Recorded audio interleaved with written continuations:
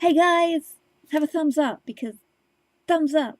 It feels like it's been a while since my last arty vloggy update. It's probably only been a week, but when I first started this channel, I seem to be doing them like every day. So anyway, I bought even more artwork from the artist called Teabreaks on Etsy, and I actually got these ones off her like other website. It's called like Folksy or something. I've lost the card.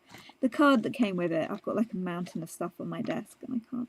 Anyway, yeah, I got these off like a different website, not Etsy, but it's the same artist. And I don't know, I kind of go through phases where I get sort of a little bit obsessed with like a certain artist, and then I just want like all of their stuff, and then I like move on to another one for a while. So at the moment, it's all about tea breaks, and I really love this one because it kind of, even though I think it's supposed to be a butterfly, it sort of looks like a fairy to me.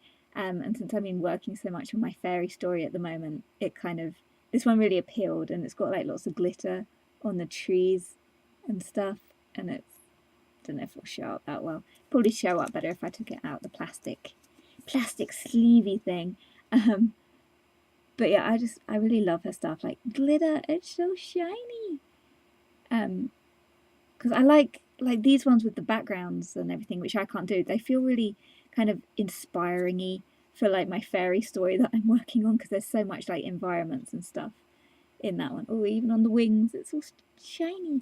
So yeah, they kind of inspire me for my fairy story that I'm working on at the moment. This was actually a free gift that she tucked in with everything. I don't think it's quite as nice as the previous free gift that she gave me with like all the purple flowers, but I mainly wanted this one. This is another example of, she charges like hardly anything for her artwork. I think this one, I can't remember if this was £10 or £15, but I just love like, it's this, the snow and the water, and it's so pretty. I like it.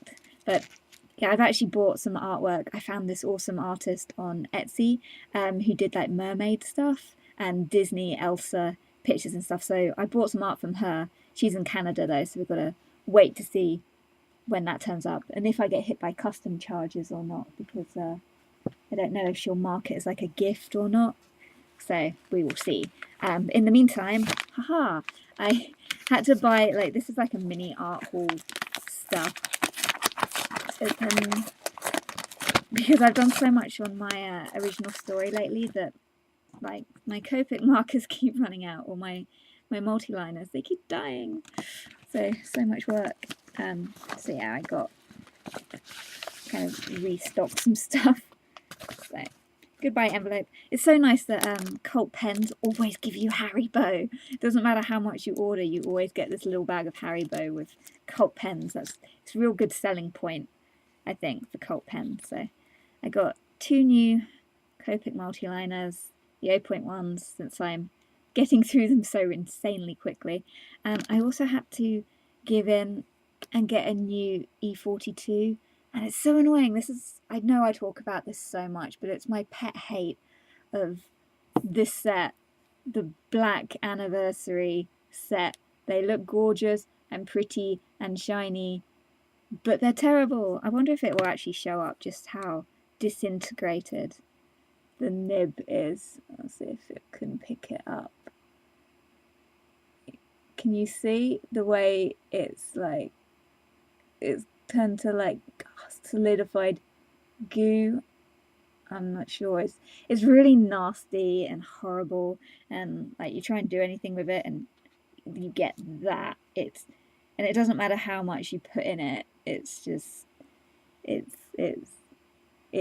gross. It's just horrible. And all the markers in this really expensive set are going like that. Like these ones went like that ages ago, the little bullet point one. I mean, look at that. It's disgusting. It's horrible. So yeah, I had to get a new one. And I've been having to do that with all of the markers from this set. Like I had to get like these ones are dead, and I had to get replacements for those. Some of them I've been getting the Chow markers, like the little, these ones, just to save some money on a couple of the pens, because I hated having to have basically buy the same pen again. But kind of when they're in like storage, I prefer to be able to see like the name on the cap and these can hold more ink. So yeah, I don't know. I kind of went, well, I'll just get the sketch pen rather than is it the Chow? For some reason, my brain always wanted to call it the KO, the Chow or something instead of the Chow. But yeah, and I got a refill because you need to spend like £10 to get free delivery from Cult Pens. So yeah, I got a refill. I like this colour. I use it a lot for skin tones on like the base colour. It's a really nice kind of purpley skin tony colour. So yeah, got a refill for that. And you always get, on your receipt, you always get this cool little like clip thing. Whoops, that sounded like it broke, but it's so cute. And you get like different ones. I think I got like a different face on the last order I got, but yeah, I always get my stuff on Cult Pens because they have these cool stuff. Usually they have like special offers and stuff, like this pen, this mechanical pencil. This was like a free gift because occasionally they just send you free gifts like all the time. So it's always good to like look out for offers from Cult Pens because this was a free gift. This pen was a free gift. I love this pen. What even is it? Does it even say on it? Oh, a uni Jetstream says on the thingy. But I love this pen. This is so good. Just the ink. I know it's kind of leaking in the tube a bit, but I've had this one for like a year now and I use it so much. This actually came with a little, if I can find it, this came with a free, there it is, under the microphone. Okay. This little book, this notebook came free with it as well, with the pen. It's so awesome when they send you stuff. So I was using it for like notes for when I was doing my Crazy Comic Lady channel of all the stuff I wanted to upload, and when I was doing like the Q&A thing. See, these were all of Berry, if you're looking, these were all of your questions that you asked me on the Q&A that I didn't get around to answering. So, what's your least favourite anime? Asked Berry. My least favourite? I don't think I have a least favourite. I'm not a big fan of Sailor Moon, but I've suffered through it. That's a difficult one. I'll have to give that one some thought. But I'm sure there are some where I just couldn't stand them and I gave up after an episode, but none are kind of coming to mind. What else did she ask? Was there a show you didn't finish watching because it became utterly intolerable? I think I had a good answer for this at the time when you asked this question, but now I've completely forgotten. I think it was like a TV series that I was going to talk about, but again, I've forgotten. What's your favourite ice cream flavour? Oh, I don't really like ice cream, so I could go strawberry or cookie dough, maybe. If there was an aspect of your art you could instantly improve at the push of a button, what would it be? My lack of creativity. I have a feeling like I've answered these before. Maybe I just didn't cross them off. What do you like about being in the artist YouTube community? That's just funny considering that how the community in YouTube has gone so downhill since you asked me that question. So, well, basically, I think the artist YouTube community will probably die since the new changes that they've made with the monetization stuff. So, what's your favorite social media platform? Instagram. Do you ever plan to live stream on YouTube? Possibly, maybe, one day. Who knows? I did all of Sam's. Those were all of Sam's questions up there. I had one question from someone who asked me about horses and if I really liked horses or not.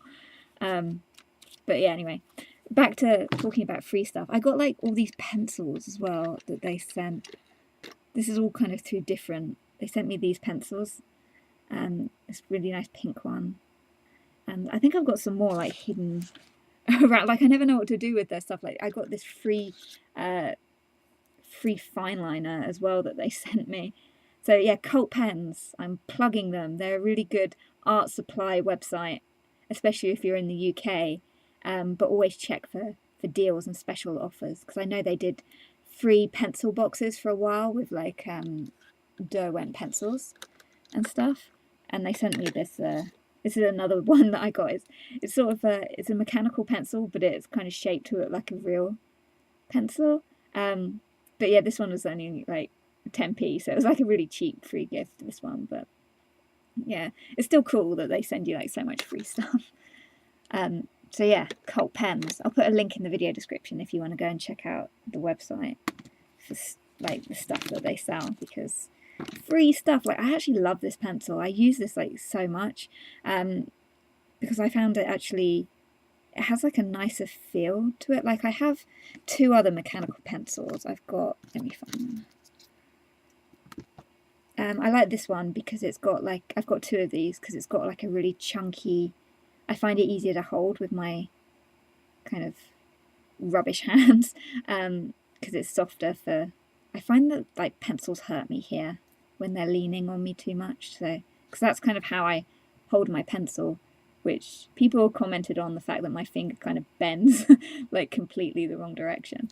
And then this one, I really like it because it's so tiny. It's got like such a tiny like lead size in it, so I can get like really tiny details. But the problem, this is already my second one of these, because when it got through all of the lead and I went to refill it, it jammed and I could not save it. Like, I took the original first one of these I had apart and I couldn't fix it, and then I bought this one as a replacement, and this one jammed as well after I hadn't had it very long, and I was like, no, and I was just like forcing it. I was like, no, you will not jam. And eventually the lead came out, but it was the lead that came with the pencil that got jammed in it that time, so definitely wasn't my fault on this one, but this one did manage to unjam itself. But yeah, I've never had any problems with this one. This is kind of a faithful, reliable one. I've also got I've actually got a blue version of this as well, which has got like blue lead in it, because I went through a phase of, I only want to draw things with blue lead. I think that's like behind me. Is it behind me? Yeah, anyway. I filled this one up with blue lead in the blue barrel, so because I know Drawing with Waffles did a lot of her sketches and stuff in like blue, and I was like, that seems really cool, I shall get blue lead. And so for a while in my sketchbooks I was just doing stuff in blue, and then I went back to my regular kind of lead, grey, whatever colour that is. Yeah, it is grey. So yeah. Put those ones back in the pot. They're my bedside table ones if I want to draw like late at night. Those ones live over there, and these ones live over here. So yeah, that's sort of my mini haul thing. I've been doing I have been doing stuff. I haven't been uploading a whole lot like on DeviantArt, but I have been doing stuff. I started putting together like the final video for my Crazy Comic Lady channel, because I'm not planning on, I don't know, I just feel a bit just kind of kicked in the gut from the whole YouTube changes. And I was actually on Instagram, because I haven't been on there for a couple of weeks, and I was scrolling through all like the posts on Instagram, and so many people have been hit by that monetization, you're no longer eligible thing, and like so many people complaining, and I was like, oh, now I feel better. I feel so much better that I'm not the only one who just feels so hurt by YouTube for doing that, because 4,000, what was it, 4,000 minutes, or no, 4,000 hours that you need to have like had viewed to qualify. It just, anyway, sorry, I'm ranting, but anyway, this, I'm going to give you a sneak peek because I don't want to like spoil it. Ha ha ha. Sneak peek. I kind of, this is my second attempt for this video as well, because it was a, if I can sort my words out, it was a blind bag opening video, because I thought that'd be fun if I can, yeah. Right, aha, this is what I opened. The blind bag princess collection thing with all the little characters that you can get. And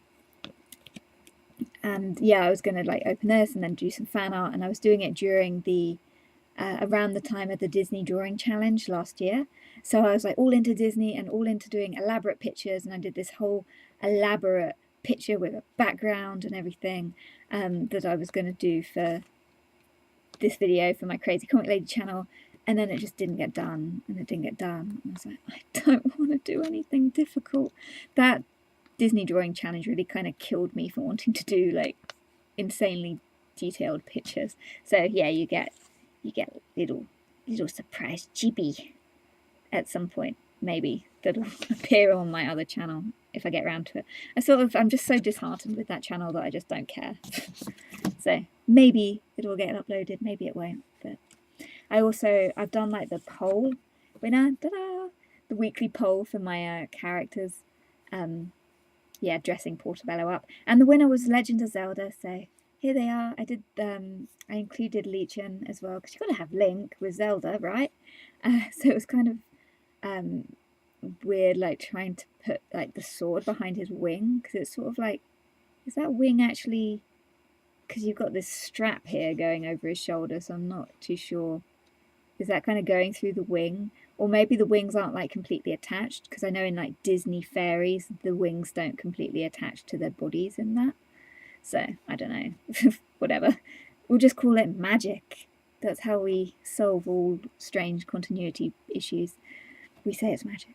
And I tried to put some like mushroom details on the outfit somewhere, and like on her shoulder thingies and on the top of his sword, mainly because I was just getting sick of doing details. Because Legend of Zelda characters are like super hard work with all their crazy details. But yeah, I just got to colour that now. It'll probably be a bit late this week getting the video up, because I'm sort of feeling like I need a break. I've got these pictures as well for my story that need to be uploaded onto DeviantArt. It's more chapter 4 and psilocybin's predictions, and this one's all about a poem about an ant. And swat a ant, fly and offer it to an ant or something. I can't remember. It was like a weird poem. These were like haiku poems that I found online, and I do like credit the author of the haiku poems, but I kind of used the poems to foretell like events in the story. And this is actually foreseeing like an event that will happen in like the second part of my story, actually during a wedding. So whose wedding do we think that will be? Berry knows. You know Berry. So yeah, that's like the pages that I've been working on that need scanning in. And this is whole psilocybin has a prediction about a little boy shedding so many tears. He'll sing a song until the darkness clears. So yeah. And then a Button comes over and she's like, I wonder what you're gonna be crying about. Little does she know he's gonna be crying about her. So yeah, I've got like 3 more that need inking. This one was really difficult because of like the pose. Like it's weird. How do I do the head and the neck? It looks like her head's kind of like stuck on there. If it's even showing up, but that one's kind of a tricky. That was a tricky one. And then this one where they make Foon all embarrassed. Yeah. But yeah, so they need to be inked at some point and be uploaded. But yeah, like I said, I'm kind of feeling like taking a break. I've just been having like so many ideas, because I started thinking about Indigo, the boy Indigo, and going like, where's his parents? Like, shouldn't he have like a family?